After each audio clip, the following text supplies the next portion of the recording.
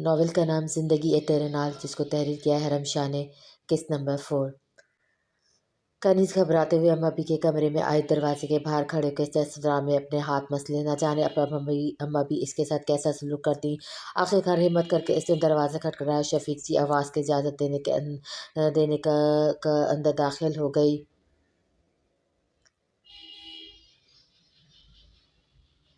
ज़िंदगी ए तेरे नाल, जिसको तहरीर किया है हरम शाह ने। Episode number 4। कनीज घबराते हुए अम्मा बी के कमरे में आए। दरवाजे के बाहर खड़े होकर इस तरफ से अपने हाथ मसले, न जाने अब अम्मा बी इसके साथ क्या सलूक करती। आखिरकार हिम्मत करके इसने दरवाज़ा खटखटाया। शफीक सी आवाज़ के इजाज़त देने कर अंदर दाखिल हो गई। अस्सलाम वालेकुम, कनीज ने सर झुकाकर हिचकिचाते हुए कहा, तो अम्मा बी से देखकर मुस्कुराई। वालेकुम अस्सलाम, यहाँ आओ बेटा।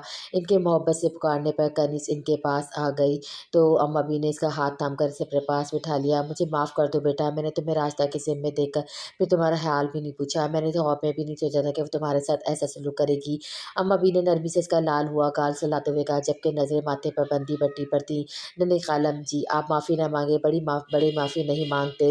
इसकी हिचकिचाहट हल्के से पंजाबी लहजे पर अम्मा भी मुस्कुरा दी। मुझे अम्मा भी बुलाया करो बेटा, बाकी सबकी तरह अब तुमने बिल्कुल फ़िक्र नहीं करनी, बस हर वक्त मेरे साथ रहना है। अगर कोई परेशानी करे तो मुझे बता देना, मैं इसे देख लूँगी। कनीज़ ने हाँ में सर हिलाया। इस मासूम पर अम्मा बी को सख्ता प्यार आया। बहुत मासूम और प्यारी हो तुम, बिल्कुल मेरी आन की तरह। आन? कनीज़ ने सवालिया नज़र से देखा। हाँ, वही जिसने तुम्हें पट्टी की है। अम्मा बी ने नरमी से इसके माथे पर बंधी पट्टी को छूते कहा। ओ बाबाजी, वो तो बहुत ही अच्छी है, पता है मेरी अम्मा की तरह फूंके मार मार के मलम मरम लगाया उन्होंने। कनीज़ के बताने पर अम्मा बी के चेहरे की मुस्कान गायब हो गई। मुझे सुल्तान ने बताया बेटा कि तुम्हारे साथ क्या हुआ। मुझे सच में इस बात का बहुत अफसोस है। इत्तेहाद मलिक जैसे घटिया इंसान को किसी पर हुकूमत करने का कोई हक नहीं। कनीज़ इनकी बात अपना सर झुका गई। तुम्हें अपने घर वालों की याद तो आती होगी ना। आज इसके घर में आने के बाद पहली मरतबा किसी ने इसे सवाल किया था। अपने प्यारों को याद करके कनीज़ की आंखों में आंसू लबरेज हो गए।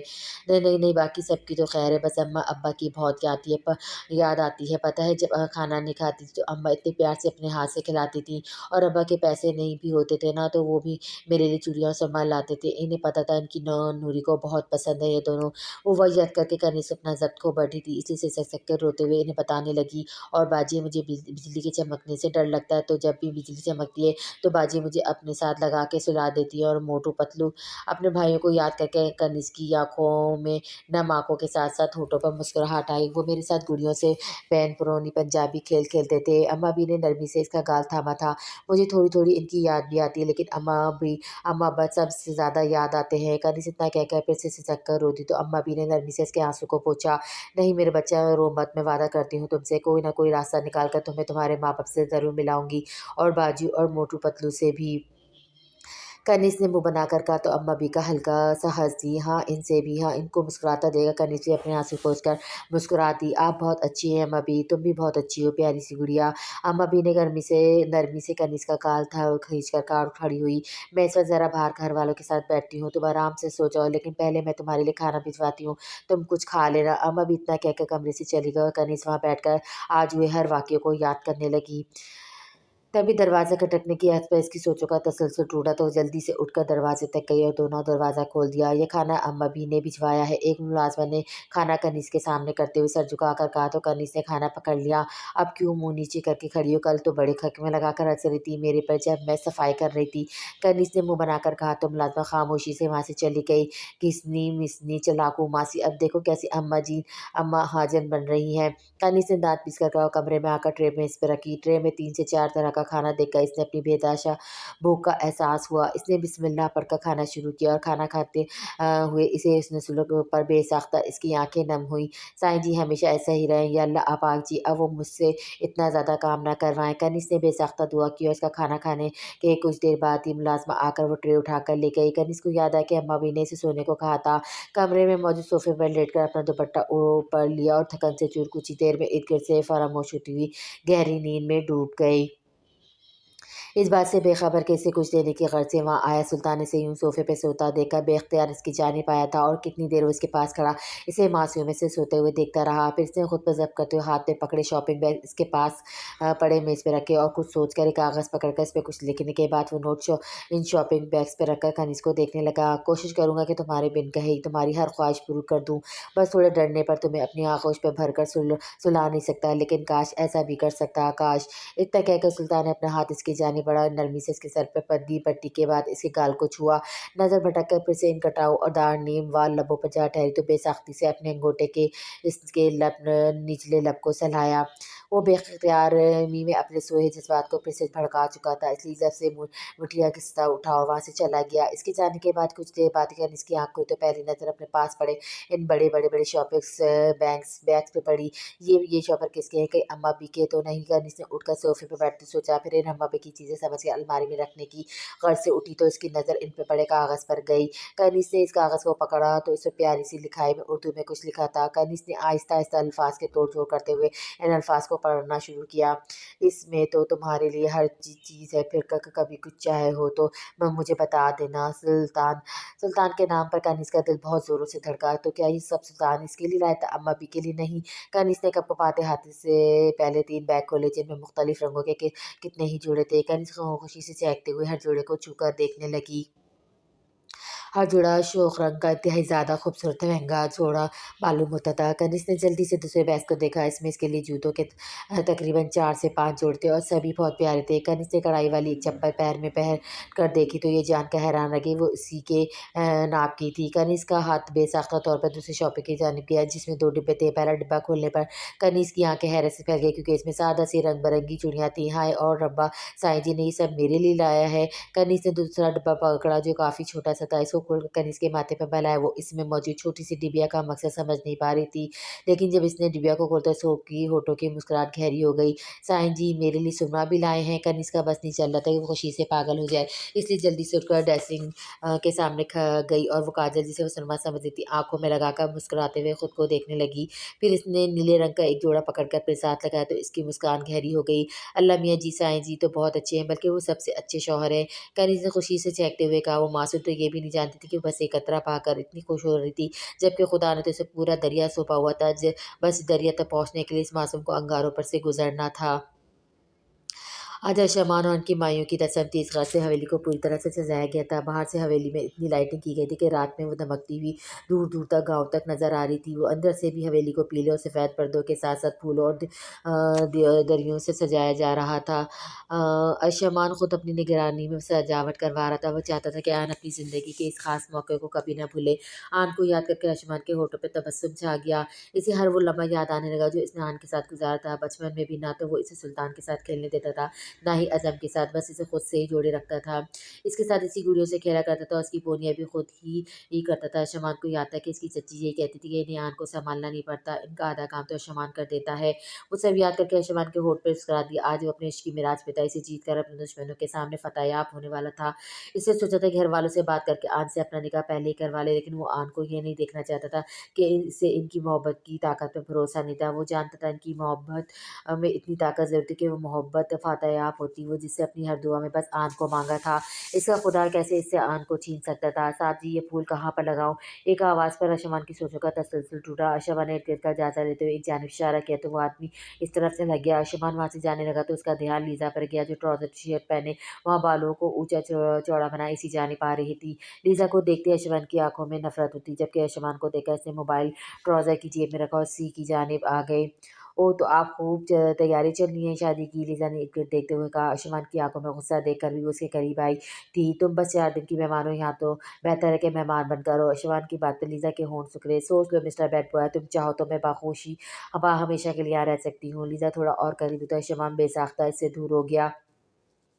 अभी भी वक़्त है, सोच लो, इससे बेहतर ऑप्शन हूँ मैं। लीज़ा ने आँख दबाकर कहा, जबकि इसकी हरकत पे आयुष्मान का दिल करता एक थप्पड़ इसके मुँह पर मार दे। बेहतर तुम्हारे लिए यही है कि मेरे सामने मत आना, वरना अच्छा नहीं होगा। आयुष्मान की धमकी पर लीज़ा ने मसनूई खौफ का इज़हार किया। मैं तो पूरे जलवे से सामने आऊँगी बैड बॉय और देखूँगी तुम में कितनी हिम्मत है, तुम्हें भी मालूम हो जाएगा। लीज़ा मलिक से नज़रें हटा पाना इतना आसान काम नहीं। इतना कहकर लीज़ा ने अपनी 2 उँगलियाँ होठों से लगाई और उन्हें आयुष्मान की जानिब करती हुई वहाँ से चली गई।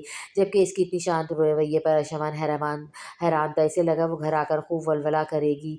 और तो और इसने इतने दिनों से अज़म को देखा भी नहीं था, जैसे कि इनसे इनकी शादी की खबर ही ना हो। लीज़ा और अज़म की ये खामोशी अरशमान को हैरान कर रही थी। काश वो जानता ये तूफ़ान इससे पहले की खामोशी थी। माशाल्लाह बाजी आप कितनी प्यारी लग रही है। कनिष्क के ऐसा कहने पे पीले जोड़े फूलों के ज़ेवर से सजे हुए आन ने एक निगाह अपने आप को आईने में देखा, फिर शर्मा कर खुद ही नज़र झुका गई। इसे तो अब भी ये ख़ौफ़ ही लग रहा था कि अपनी पहली सांस से इसने जिसको चाहा था वो उसके होने को थी। तुम भी बहुत प्यारी लग रही हो। आन ने कनिष्क की जानिब देखते हुए कहा, तो जो खुद भी हल्के से पीले जोड़े में मलबूस आँखों में गहरा काजल सजाए कर कलाइयों में पीले जोड़े चूड़ियाँ पहने सादगी में भी कोई हूर लग रही थी। आन की बात पे कनिष्क ने बेसाख्ता अपनी कमीज़ को छुआ। साईं जी ने ना कर दिया ये सब मुझे। कनिष्क ने शर्मा कर कहने पर अन्य ने हैरत से देखा। कहीं वो मासूम सुल्तान के हुस्न सुलूक से इसे दिल तो नहीं लगा बैठी थी। अगर ऐसा होता तो इसका वो दिल बहुत बुरी तरह से टूटने वाला था, क्योंकि सुल्तान अनाबिया का मुकद्दर था। खुदाया बस ये मेरा वहम ही हो, ये लड़की मोहब्बत के रोग के लिए बहुत ज़्यादा मासूम है। आन ने दिल में दुआ मांगी। कनिज़ अब अम्मी के हुस्न सुलूक से बहुत ज़्यादा खुश रहने लगी थी। आन चाहती थी कि वो ऐसे ही मुस्कुराती रहे। इससे पहले वो कनिज़ से कुछ कहती, किसी के खांसने की आवाज़ में दोनों का ध्यान दरवाजे की जानिब गया, जहाँ शाहिद साहब को खड़ा देखकर आन ने फ़ौरन अपना ध्यान वापस आईने की जानिब कर लिया और कनिज़ वहाँ से चली गई। इतने अरसे से वो शाहिद साहब को मुकम्मल नज़रअंदाज करती आई थी और शाहिद साहब ने भी इससे बात करने में ज़बरदस्ती नहीं की। शायद वो इससे गाफिल रहने पर शर्मिंदा थे। माशाल्लाह प्यारी लग रही हो, खुदा तुम्हारी खुशियों को नज़र बद से बचाए, शाहिद साहब ने आन के करीब आते हुए कहा। लेकिन आने ने कोई जवाब नहीं दिया, खामोशी से अपनी जगह पर बैठी रही। बेटा जानता हूँ जो मैंने किया वो बहुत गलत था। अपने बाप होने का एक फ़र्ज़ मैंने पूरा नहीं किया और यकीन जानो अपने इस फैसले पे बहुत ज़्यादा पछताया हूँ मैं। शाहिद साहब ने आन को आईने में देखते हुए कहा, जबकि आन तो बस मुर्दा आँखों से इन्हें देखती जा रही थी। मैं इस काबिल तो नहीं, फिर भी हो सके तो मुझे माफ़ कर देना। शाहिद साहब ने अपने हाथ जोड़कर नम आँखों से कहा। लेकिन आन फिर भी कोई जवाब नहीं दिया, तो उन्होंने इस तरह से देखा। बेटा कुछ तो कहो। क्या कहूँ? आन ने संजीदगी से पूछा।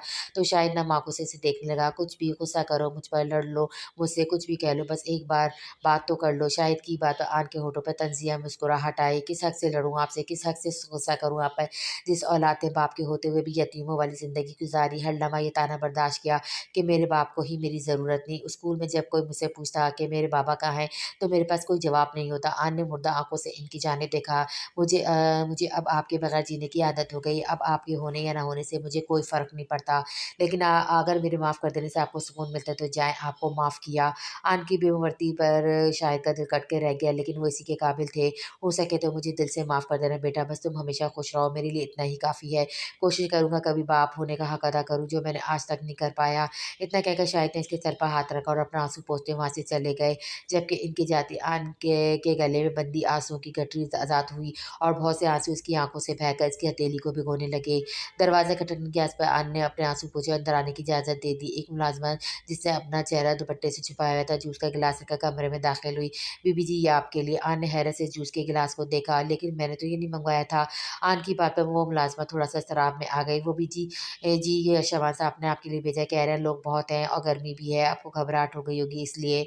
मुलाज़िमा की बात पर आन के होठों पर एक मुस्कुराहट आई। अरशमान इसकी कितनी परवाह करता था, इसकी छोटी-छोटी बातों का ख़्याल रखता था।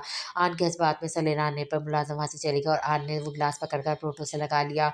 दरवाज़े के पीछे से छुपकर आन को वो जूस पीता देखकर मुलाज़िमा ने अपने पास छुपाया हुआ मोबाइल निकाला, फ़ोन मिलाकर मोबाइल कान से लगा लिया। चौधरी जी काम हो गया जैसे कहा था, बिल्कुल वैसा। मुलाज़िमा ने हल्की सी सरगोशी की। शाबाश तुम्हें इसका बहुत बड़ा इनाम मिलेगा। मैं हवेली की पिछली तरफ तुम्हारा इंतज़ार करूँ, जैसे कहा था वैसा करो। वो असम की आवाज़ में छुपी मुस्कुराहट महसूस कर सकती थी। इसने फ़ोन बंद करके वापस छुपा लिया और एक नज़र आन को देखा, जो अपना चकराता हुआ सर हाथ में पकड़े हुए थी और उसके देखते-देखते बेहोश होकर सामने मौजूद ड्रेसिंग पर गिर गई।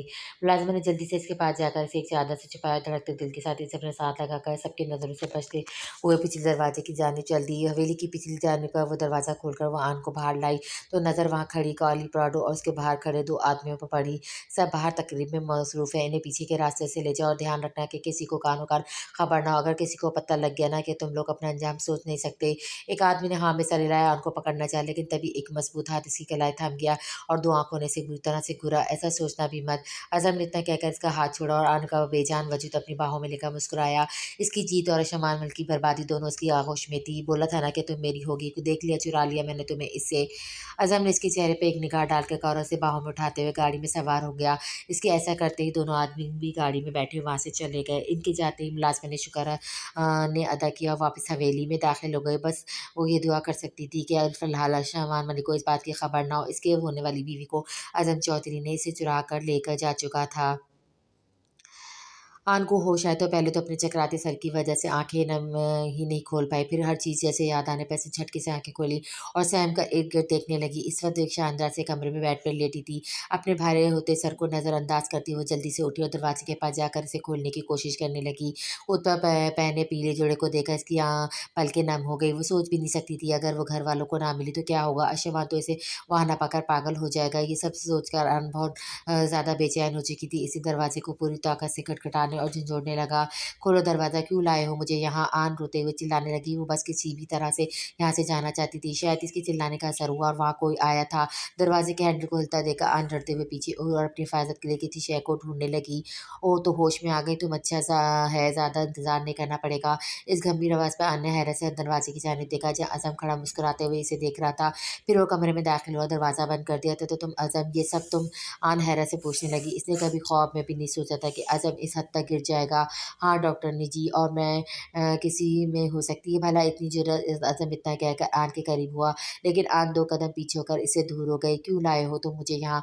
आन के सवाल पर मैं अज़म कैकवा लगाकर हँस दिया। "पानी वाला पाइप बंद हो गया, वो खुलवाने।" "अरे शादी से उठाकर लाया हूँ तुम्हें, तो इसका एक ही मकसद होगा ना।" अज़म फिर से आन के करीब हुआ तो आन ने फिर से दूर होना चाहा, लेकिन इस बार अज़म इसकी कोहनी को पकड़कर इसे ऐसा करने से रोक गया था। "तुम्हें हासिल करना मेरा मकसद है आन मलिक, तुम्हें इसके मुकद्दर से छीनकर अपना मुकद्दर बनाना है मुझे, इसकी खुशी से अपना दामन बहकाना मकसद है मेरा।" अज़म की बात पर आन की आँखें खौफ से फैल गई। पागल हो गए हो? क्या कह रहे हो?" आन सदमे से चिल्लाई, लेकिन अज़म बेपरवाह सा बस इसे देख रहा था। "वही आन जो सच है, मोहब्बत करता हूँ मैं तुमसे और तुम्हें पाकर अपनी इस मोहब्बत को अमर कर दूँगा।" आन के इनकार पे सर हिलाने पे अज़म के लब मुस्कुरा दिए। "ऐसा ही होगा डॉक्टरनी जी, अभी निकाह ख़्वाह यहाँ आएगा और हमारा निकाह पढ़वाएगा, फिर तुम तमाम खुशियाँ और चहचहाट मेरी हवेली में होंगी और उसकी हवेली में मातम, सिर्फ़ मातम।" अज़म ने जुनून से कहा और आन हैरत से उसे देखने लगी। ये वो शख़्स था, बिल्कुल भी नहीं था जिसे वो बचपन से जानती थी। "तुम्हें ये सब मोहब्बत लगती है अज़म चौधरी? मोहब्बत लफ़्ज़ का मतलब भी मालूम है तुम्हें?" आन के सवाल पे अज़म ने जुनून से इसकी जानिब देखा। "तुम इसे जो भी समझो, मेरे लिए मोहब्बत है। इस बार मैं अपनी मोहब्बत को पाकर ही दम लूँगा।" अज़म ने शिद्दत से कहा, लेकिन आन की आँखों में अफ़सोस देखकर वो ठिठक गया। "अफ़सोस हो रहा है मुझे तुम पर अज़म चौधरी, इस बात पे अफ़सोस हो रहा है कि तुम मेरे मामू जैसे अज़ीम शख़्स की औलाद हो।" अपने बाप के ज़िक्र पे अज़म आँखें सिकुड़ कर आन को देखने लगा। "ये मोहब्बत नहीं, बस तुम्हारी ज़िद और जुनून है जिसमें तुम इतने अंधे हो चुके हो कि अच्छे-बुरे की तमीज़ ही भूल गए हो।" आन ने गुस्से से आज़म की जानिब देखा, जो अभी भी इसे जुनूनियत से घूरने में मसरूफ़ था। "ये कैसी मोहब्बत है जो अपने महबूब की इज़्ज़त आबरू किसी की परवाह ना करे? तुमने एक बार भी सोचा कि तुम्हारी इस हरकत का क्या नतीजा निकलेगा?" आन गुस्से से और नफ़रत से इसकी जानिब देखा और अज़म हैरत से बस इसकी आँखों में अपनी इस नफ़रत को देख रहा था। ज़िंदगी भर हर कोई मेरे किरदार को निशाना बनाएगा। मैं सीखती रह जाऊँगी कि मैंने अपनी मर्ज़ी से नहीं गई थी। मुझे तुम ज़बरदस्ती लेकर आए थे। लेकिन मेरा कोई यकीन नहीं करेगा क्योंकि इस माशरे में गलती हमेशा औरत की होती है अज़म चौधरी। आन ने गुस्से से कहा और अज़म बस बुत बना इसकी बातें सुन रहा था। जिस लड़की से तुम मोहब्बत का दावा करते हो वो कभी सर उठाकर चलने के काबिल नहीं रहेगी। इसका किरदार, इसकी इज़्ज़त हमेशा के लिए दागदार हो जाएगी। क्या ये है तुम्हारी मोहब्बत? आन के सवाल का अज़म के पास कोई जवाब नहीं था। अज़म की खामोशी देखकर आन ने अपने बाजू छुड़ा ली और उससे दूर हुई। "नहीं अज़म चौधरी, मोहब्बत नहीं, बस मोहब्बत के लबादे में लिपटी ज़िद है क्योंकि महबूब मर जाता है लेकिन अपने इश्क की लाज पर आँच नहीं आने देता।" आन ने बेदर्दी से अपनी आँखों में आए आँसू पोंछे। "मोहब्बत वो है अज़म चौधरी जो मेरा मान मुझसे करता है, मोहब्बत वो है जो मैं अपने मान से करती हूँ।" अज़म इसकी आँखों में आशमान के लिए मोहब्बत नहीं बल्कि बेपनाह इश्क देख सकता था। आज़माना है इस मोहब्बत को तो आज़मा लो, बुलाओ मेरे मान को यहाँ और उससे कहो कि तुमने मुझे दागदार कर दिया, लेकिन देखना वो फिर भी मुझे अपनाएगा क्योंकि इसकी मोहब्बत सच्ची है और तुम्हारी नहीं। आन चिल्लाई और ज़मीन बस खामोशी से खड़ा ऐसे देख रहा था कि आन ने अपने अल्फाज इसके होंठ से सी दिए हों। तुमने ऐसे करते हुए ये भी नहीं सोचा कि रोज़े क़यामत अपनी फूफो को क्या जवाब दोगे? इनकी बेटी से ऐसी मोहब्बत की तुमने कि इसे माशरे में सर उठाकर चलने के काबिल नहीं छोड़ा। इस बात पर अज़म ने लाल होती आँखों से आन को देखा जो ज़ोरों के तार रोते हुए ये बात कह रही थी। अपने बाबू को क्या जवाब दोगे अज़म कि इनकी बहन की निशानी से इसकी तमाम खुशियाँ छीनकर ज़बरदस्ती अपना दामन भरना चाहा। 2 आँसू अज़म की आँखों पे पलकों पर ठहर गए। आन जानती भी नहीं थी वो अपने अल्फाज से इसे थोड़ा-थोड़ा करके तोड़ रही थी। "मैं तुमसे मोहब्बत नहीं करती, मैं अपनी मान से मोहब्बत करती हूँ। मैं इसके बगैर कभी खुश नहीं रहूँगी। खुदारा इस बात को समझे और मुझे यहाँ से जाने दो।" इतना कहकर आन ने अपने हाथ जोड़ दिए और फूट-फूट कर रोने लगी। "अपनी फूफो की इज़्ज़त की खातिर मुझे जाने दो यहाँ से, मैं तुमसे भीख माँगती हूँ।" अज़म की पलकों पर ठहरे आँसू बहकर इसके गालों पर गिरे। वो बेबसी से आन को देखने लगा जो ज़मीन पर बैठे रो रही थी। ये मोहब्बत नहीं है अज़म, खुदारा अपनी ज़िद को इस पाक जज़्बे का नाम देकर बदनाम मत करो, वरना तुम जैसे लड़कों की वजह से हर लड़की का मोहब्बत के नाम से भरोसा उठ जाएगा। आन ने आँसुओं से तर शकवाखाना निगाह उठाकर नज़म को देखा। इसका एहसास तुम्हें इस दिन होगा जिस दिन तुम्हें किसी से सच्ची मोहब्बत होगी। तब तुम्हें पता चलेगा कि अज़म, हमारी मोहब्बत की इज़्ज़त हमें अपनी जो जान हर एक चीज़ से बढ़कर होती है। इस दिन तुम्हें एहसास होगा मोहब्बत किस जज़्बे का नाम है। अज़म ने मुर्दा आँखों से आन की जानिब देखा। अगर अभी भी तुम्हें अशमान से इंतकाम की ज़िद को अपनी मोहब्बत कहना है तो मेरी जान लेकर कहीं फेंक दो मुझे, क्योंकि अपनी मान का सर आँखों के सामने झुकता है दिखने से पहले मैं मरना पसंद करूँगी। मार दो मुझे अज़म, मेरी इज़्ज़त का तमाशा बनाने से पहले मार दो मुझे। इतना कहकर आन फिर से फूट-फूट कर रोने लगी और अज़म अपनी मुठ्ठियाँ भेजकर कमरे से बाहर चला गया। बाहर आकर इसने गुस्से से चीख कर अपना हाथ दीवार पर मारा। आन की बातों से इसे खुद भी नफ़रत हो रही थी, इस नफ़रत से कहीं ज़्यादा नफ़रत जो वो अरशमान से करता था। माशाल्लाह बहुत ज़्यादा अच्छे लग रहे हो बेटा, अम्मा भी ने आयुष्मान के सर पर प्यार देते हुए कहा। सफ़ेद रंग की शलवार कमीज़ पे पीली चुन्नी गले में डाले, वो सच में काबिल-ए-दीद लग रहा था। ये शायद ही मोहब्बत को पाने की खुशी थी जो हर इंसान को ये अनोखा रूप अदा करती है। बस हम दोनों के लिए दुआ करेगा अम्मा भी कि हमारी मोहब्बत को किसी की नज़र ना लगे। बहुत सी सादासिया नज़रों में हम दोनों का प्यार। अशमा ने जितलाती नज़र से शाहिद साहब को देखा जो अम्मा भी के साथ खड़े थे। परेशान मत हो बेटा, अगर तुम दोनों के जज़्बात सच्चे और खरे हैं तो अल्लाह ताला तुम दोनों के हामी और नासिर होंगे इंशाअल्लाह। अम्मा भी ने अशमान के सर पे हाथ रखकर दुआ तो अशमान इत्मीनान से मुस्कुरा दिया। इसके बुजुर्गों की दुआ ही इसके लिए बहुत सब कुछ था। अरे अब चलते हैं, मेहमान कब से इंतज़ार कर रहे हैं। फ़रीन बेगम ने मुस्कुराते हुए कहा तो अशमान ने भी सर इस बात में हिलाया। अन्नाबिया जाओ, लड़कियों के साथ जाओ और अन को लेकर आओ। फ़रीन बेगम के हुक्म पर अन्नाबिया जो दूर खड़े सुल्तान को किसी के साथ बातें करते हुए देख रही थी, मुँह बनाकर वहाँ से चली गई। अब कल मेहंदी और परसों बारात, बस दुआ करती सब खैर खैरियत से हो जाए। ना जाने क्यों दिल घबरा रहा है मेरा। फ़रीन बेगम ने सीने पे हाथ रखते हुए कहा। फ़रीन अच्छा सोचा, सब बेहतर होगा। अम्मा भी ने फ़रीन को टेका और इसका हाथ पकड़कर इसकी हमराही में बाहर लॉन की जानिब जाने लगी जहाँ सब मेहमान इन लोगों का इंतज़ार कर रहे थे। खाला आन अपने कमरे में नहीं है। अनाबिया ने वहाँ आते कहा तो सब के औसान ख़ता हो गए। ये क्या कह रही हो तुम? अशमान ने गुस्से से चिल्लाया। ऐसा लगा जैसे किसी ने इसका दिल मुट्ठी में जकड़ लिया हो। सच कह रही है अशमान भाई, कमरे में और वॉशरूम दोनों में नहीं है वो। अशमान को लग रहा था कि इसका दिल बंद हो जाएगा अगर एक पल के लिए भी इसने आन को ना देखा तो इसकी सांसें रुक जाएंगी। देखा, मुझे पहले ही लग रहा था कुछ गलत होगा। मैं कहती थी ना अम्मा भी, बेटी माँ पर ही जाती है, न जाने कहाँ। फ़रहीन अम्मा भी ने चिल्लाकर फ़रहीन को मस्जिद के बोलने से टोका। बोलने से पहले कुछ सोचा तो करो कम से कम, अगर कमरे में नहीं है तो कहीं और होगी। सब हवेली में ढूँढो इसे, आखिर कहाँ जाएगी वो? अम्मा भी के ऐसे कहने पर शायद ने इस बात में सर हिलाया। बेचैनी के आलम में वहाँ से चले गया, जबकि अशमान को अपनी टाँगों पे खड़ा रहना मुश्किल लग रहा था। अशमान बेटा फ़िक्र मत करो, यहीं कहीं होगी वो।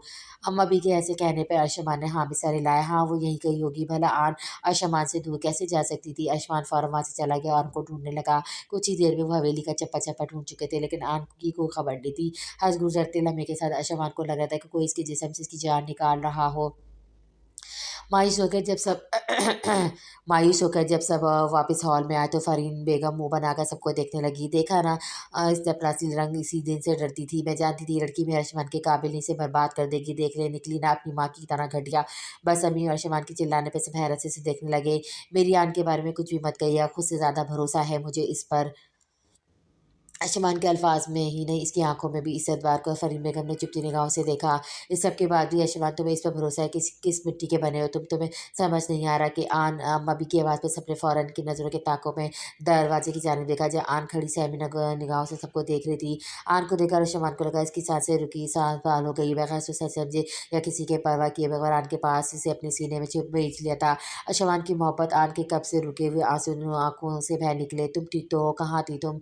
अशमान से दूर हुआ और उसके हाथ पकड़े कर देखने लगा जैसे कि यकीन करना चाह रहा हो कि वो बिल्कुल ठीक है। मान वो, "हान बेटा कहाँ थी तुम? यहाँ तो हम सब कितना परेशान हो गए थे।" अम्मा भी ने आन के पास आकर कहा तो आन सबको देखकर अरशमान से दूर हुई और खुद पर ज़ब्त बाँधने लगी। अम्मा भी, मान मेरी तबीयत ठीक नहीं थी, दम घुट रहा था तो मैं छत पे चली गई थी। सॉरी, मुझे आपको बताकर जाना चाहिए था।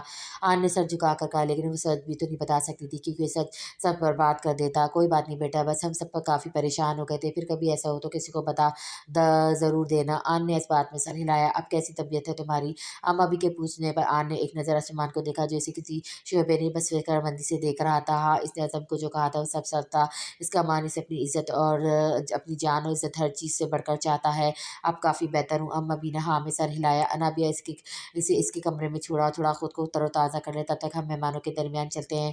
देर होने की वजह से बेचैन हो रहे होंगे। अशम्मा ने इस बात में सर हिलाया तो अनाबिया आन को वहाँ से ले गई। अपने कमरे में आकर आन ने एक नज़र खुद को आईने में में देखा, आज इसकी ज़िंदगी में बर्बाद होते होते बची थी। अज़म के कमरे से बाहर जाने पर इसने सोचा कि वो अज़म को कायल नहीं कर सकेगी।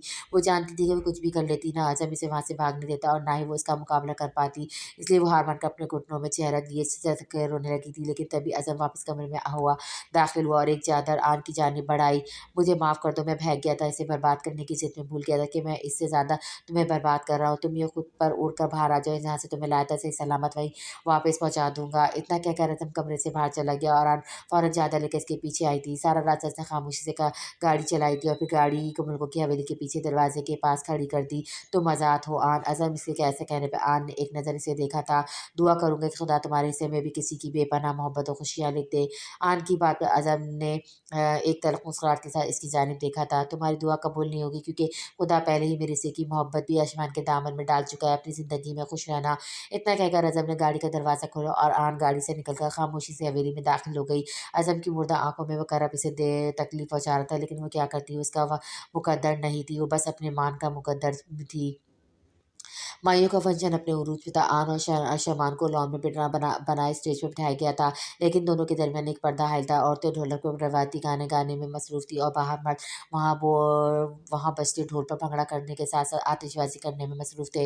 इन्हीं मेहमानों के दरमियान अनाबिया खड़ी अपने घर वालों से बातें करती, जो अशमान की शादी के लिए आज ही वहाँ आए थे। अनाबिया वो कौन है? अपने भाई अरम के पूछने पर अनाबिया ने इसकी उंगली के ताक़ुब में देखा तो नज़र करनी से पड़ी, जो अम्मा अब्बी के पास खड़ी मुस्कुराते हुए गिर्द की रौनक को देख रही थी। अम्मा अब्बी की मुलाज़िमा है, क्यों क्या हुआ?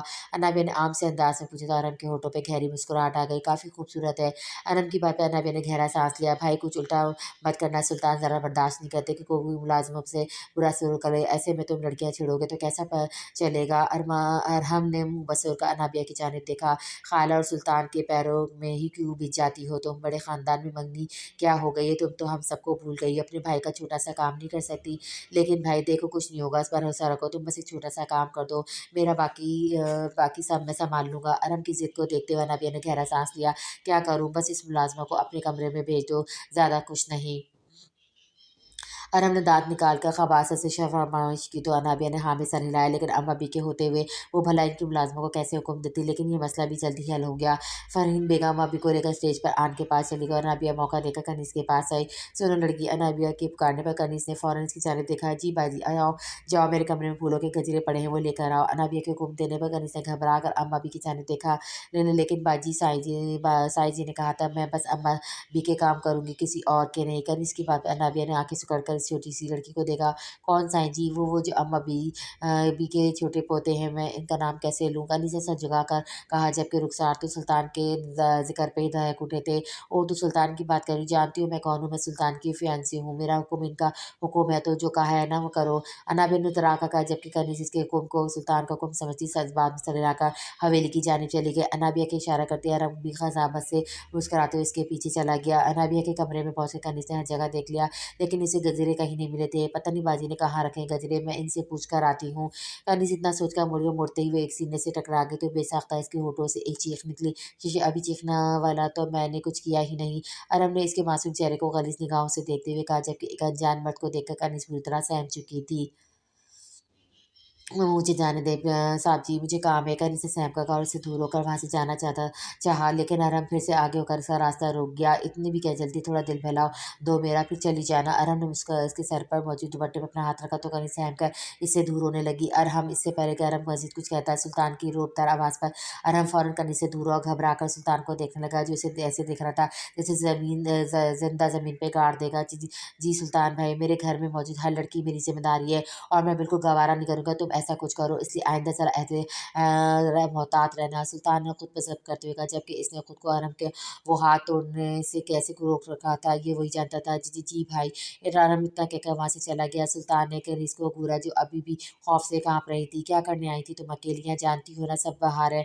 सुल्तान ने शुक्र अदा किया इसकी गैर मौजूदगी को महसूस करके उसे ढूंढने आ गया था, वरना यहाँ जो होता शायद इस पर सुल्तान सच में अरम की जान ले लेता। वो बाजी ने गजरे कर लाने का कहा था। कनीज़ ने घबराते हुए कहा तो सुल्तान इसके पास आया और उसका चेहरा ठोड़ी से पकड़कर ऊँचा किया। सुल्तान के हुक्म के मुताबिक कनीज़ ने अपनी नज़रें झुका कर रखी थी। इसके मासूम चेहरे को देखकर सुल्तान की पकड़ खुद ब खुद इसकी ठोड़ी पर सख्त हो गई। लड़की क्यों इसे हर वक़्त अपनी जानिब खींचती है? आखिर क्यों इसने खुद से दूर जाना इस कदर नामुमकिन बनाया हुआ था? मैंने तुम्हें कहा था ना कि अम्मा अभी के अलावा तुम किसी की बात नहीं मानोगे, फिर क्यों मानी तुमने इसकी बात। सुल्तान की सख्ती पे कनीज का नाजुक वजूद कांप गया। उसका ये कांपना सुल्तान की नज़र से छुपा नहीं रहा। आइंदा ऐसा नहीं होना चाहिए, वरना सज़ा तुम्हारी ये नाजुक जान झेल नहीं पाएगी। सुल्तान ने अपने अंगूठे से इसका निचला लब चलाया तो कनीज अपनी आंखें जोर से मीच गई। सुल्तान का दिल किया कि हर फैसला समेट कर अपने दिल का बहका अरमान पूरा करते हुए नाजुक लबों से अपनी प्यास बुझा ली, लेकिन वैसे चाह कर भी नहीं कर सकता था। आइंदा ऐसा ना हो। सुल्तान ने हुक्म देकर इसकी चोरी को छोड़ा, वहाँ से जाने लगा।